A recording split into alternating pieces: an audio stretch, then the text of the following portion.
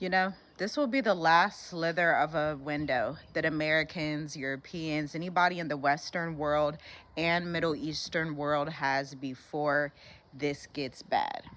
I mean, this is getting so bad to the point where the end goal is to completely annihilate not only Iran, but the entire Middle East.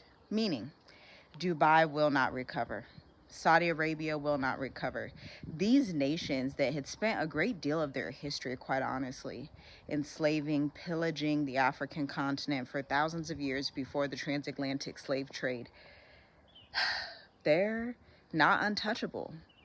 And the Most High Creator, He is showing that. And He can use one wicked nation to destroy another wicked nation. And that's what He infamously does. Just look at Pharaoh in Egypt.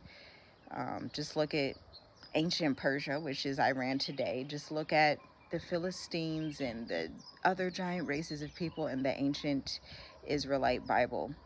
But here's the double sword of this situation is that the Israelis also, aren't the true ancient Israelites. They come from Turkey and Kazakhstan and some even from Russia.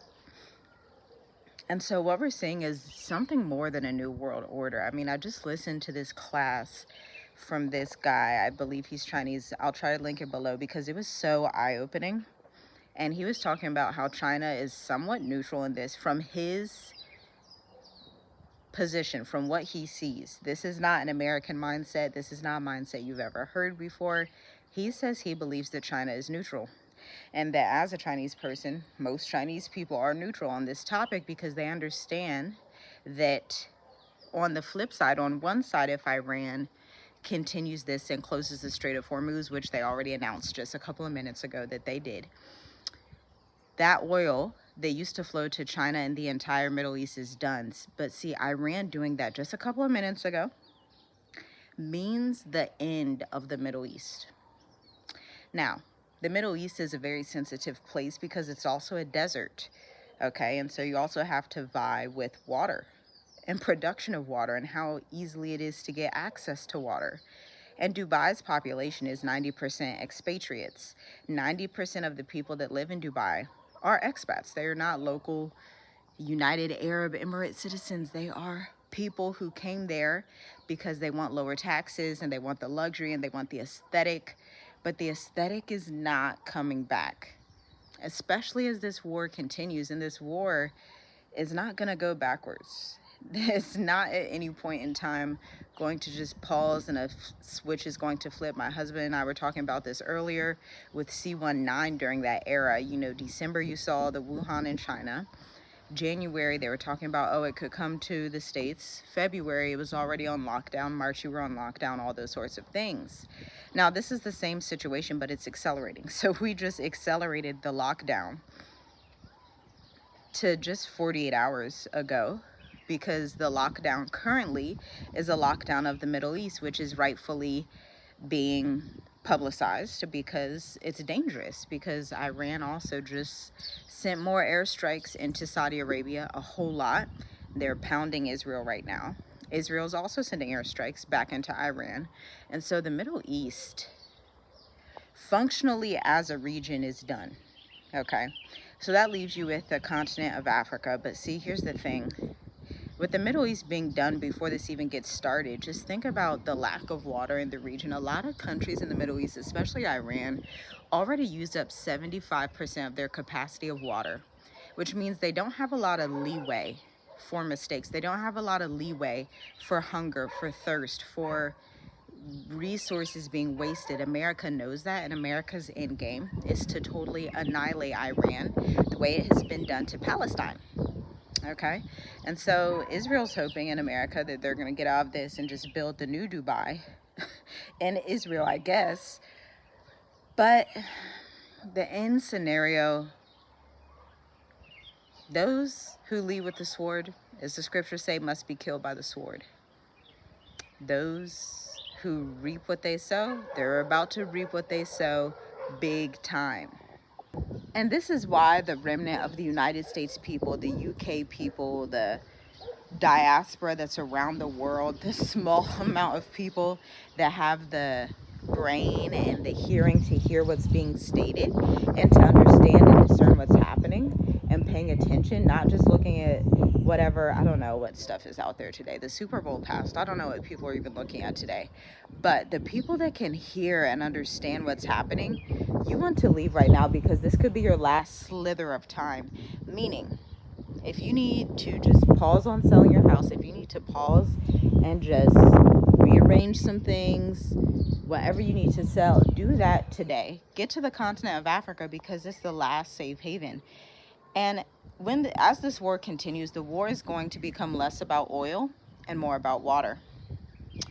Because who cares if you have oil if you don't have water to drink, right? And so at the beginning of the war, people are thinking, Dubai is going to return to its normal cadence of life in Saudi Arabia. But Iran is making sure, and let me tell you the motivation behind Iran. If you would empathize for a moment with someone who has just lost their entire family, they just watched their entire family die. The current leader today, not the one that has been unalived. And if the Ayatollah Khamenei actually did what the Chinese believe he did, because they're closer, obviously, to Iran than Americans, of martyrdom, that is in the Shia Islamic faith, they see this leader as a man who just martyred himself for his people, the way that we view as believers Yahusha. But they see that the Ayatollah did that for his people. And so if he's a martyr, that means they have nothing to lose. They're like, oh, it was basically a signal. It's really the most powerful signal he could have sent to that world. It's like, no, you have nothing to lose. This is why they came out with arms swinging at every single nation that has a military base. 14 different countries in the Middle East. One right now in Europe, Cyprus, currently. And they just closed the Strait of Hormuz. This will impact China and Russia as well, closing the Strait of Hormuz, okay? So they appear to be just like going wild, going crazy for their perspective, good reason, because their leader was just martyred. They're like, they just said this was during Ramadan. They're like, wow, all the signs are here. All the stars are aligning. All the things are happening in place right now for the fall of America and Israel. And this is why the leaders said, you know what? This is going to be bad for you Americans. He didn't say for the American military. He didn't mean any of that. He meant for Americans that are sitting in their houses in Columbus, Ohio, and Louisiana, in New York, in New Jersey, in California. That's what he meant. And he meant it very, very clearly. That's what he said. You can look it up. This is why you should look it up. So if you don't have a plan B yet, you should get that plan B. Even if it's go down to Paraguay, doing that is going to be much better, because it's so much south of the equator. For our plans and for what we're teaching our children and what we tell our clients, you want to be so far south of the equator that with the worst case scenario, it doesn't affect you at all. You can see I basically live in a wilderness. My avocado tree right there. We just planted some okra. We have some curry right here, seasoning. We have some tomatoes growing. We have a lot of vegetation over here, and this is just our yard, obviously.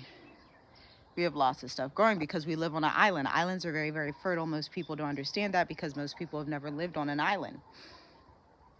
Islands are so fertile to a point that, here's an example. Last year, there were seeds in the ground somehow, and tomatoes just sprung up. We did not plant them. Like, the most tomatoes I've ever seen in my life that we did not have to plant. Okay, this is what's necessary, and what you're going to want in this time is to be somewhere where food is growing like nothing else. Vegetation is growing like nothing else. Water is flowing. Obviously, an island is right by an ocean. This island also has mountains and waterfalls and all those wonderful things. And so that's the type of location that you want to be in. I wouldn't be in the Caribbean. I wouldn't be in Central Mexico. If I had to be in South America, it would be Uruguay or Paraguay. Those would be the only countries. If I had to be in Africa, which I am in Africa, I wouldn't be in West Africa. Sorry. I looked at the map, studied it out. I wouldn't be there. Wouldn't be too far up in East Africa, although it's a nice secondary place if you're in the Middle East. I would be all the way in South Africa, Botswana, potentially Rwanda, definitely where I'm at right now, definitely in Madagascar, definitely a Mayotte, definitely a place that's so far south of the equator. If I had to be in Asia, I would be in Australia or New Zealand, although Australia is technically its own continent. But if I had to be there, I would go so far south, and that's literally what we've done for this precise reason, because everybody knew this was coming. If you have the eyes to see and ears to hear, even if you feel like you're someone, because it's never too late, especially if you have breath in your body, you can just pray and start discerning these things, and you start getting a game plan now that you can protect your family for generations to come, or you can roll over and just give up for generations to come. Now, of course, we are of those who don't roll over and give up. That's why I'm here today, because I had wise ancestors that just didn't roll over and give up, period. You did too. That's why you're here today.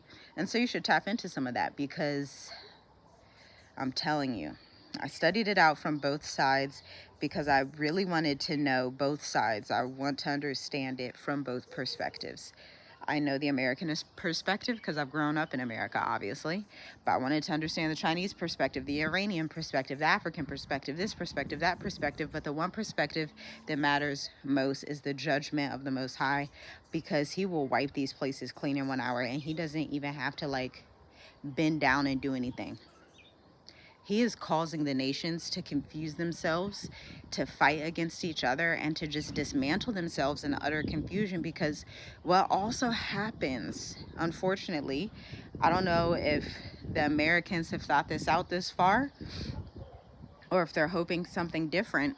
The American economy is deeply, deeply, deeply, deeply dependent on the Middle East for oil and things of that nature. That's why President Trump had to take out Maduro and capture Venezuela. But the American economy has been working with the Middle East for so long, Saudi Arabia, Dubai, all these places after World War II, that if the Arab world falls, which it will, it's not an if, but when, it's already, there's too much fire going back and forth.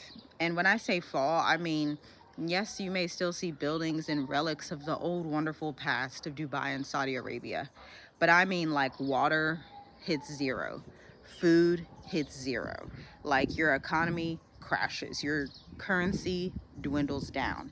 That old wealth that a lot of the old Arabians had starts to go away, that type of thing. And it doesn't take that long in a wartime, especially the way you just seen the U.S. come in and kill, unalive, I should say, 40 plus Iranian leaders, okay? The way that Iran is hitting back at all of these nations in the Middle East, hitting back at even Europe right now, the world economy is literally about to collapse. So unless you're holding gold and silver, even your dollars, you just want to just be aware and hedge your resources wisely the way that Joseph did. He was literally in charge, second in command to Pharaoh, to hedge the nation's resources so that Egypt would still have food and supplies in a famine. This is that time. This is the famine, but it's a famine of war and not just famine of the land. You want to hedge those resources, not only those types of resources, but food, and be in the right place, because I'm telling you, after living in Africa for 6 years, it's the best continent that you can live on for self-sufficiency, hands down. Even India, unfortunately, is just too close to everything that's happening, and it's too hot. They also have a water issue that just won't really take them that far. And Africa is going to be the last frontier. So even if you have proximity to Africa, if you were in Spain right now, you could just get to Africa pretty quickly. Proximity to Africa and being near Africa is the only end times end game solution that exists. That is all I want to talk to you about right now, because I will be rambling on this topic forever. But let me know your thoughts on this down below. Let me know if you know the Chinese professor that I'm talking about, because his predictions are right on point. And they're not just predictions. I don't want to make it seem like woo-woo.